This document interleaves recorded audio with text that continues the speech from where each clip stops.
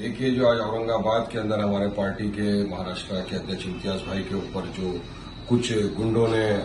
Attack किया, हम इसकी कड़ी निंदा करते हैं कि डेमोक्रेसी में किसी को कायदा कानून अपने हाथ में लेने का अधिकार नहीं है। ये वही गुंडे हैं, ये उसी के लोग हैं कलीम कुरैशी के, जो हर वक्त इलेक्शन के अंदर बीजेपी शिवसेना से पैसा लेके आते हैं और अपने बाहर के गुंडों को बुलाकर इस तरह की घटनाओं को अंजाम देते हैं। जब रैली की परमिशन थी, वो परमिशन के तहत वहां पर वो गए थे, कैंपेनिंग कर रहे थे, पुलिस वाले मौजूद थे, वहां पर वीडियोग्राफी सब चालू थी। उसके बीच में आकर इस तरह की गुंडागर्दी करना, एक पूर्व सांसद के ऊपर इस तरह से हमला करना, गाड़ी के ऊपर हमला करना, ये कहां की बात है, कहां का इंसाफ है, कहां का न्याय है, क्या हो रहा है महाराष्ट्र के अंदर। हम चाहेंगे कि जो भी गुंडे, जिन लोगों ने हमारे इस तरह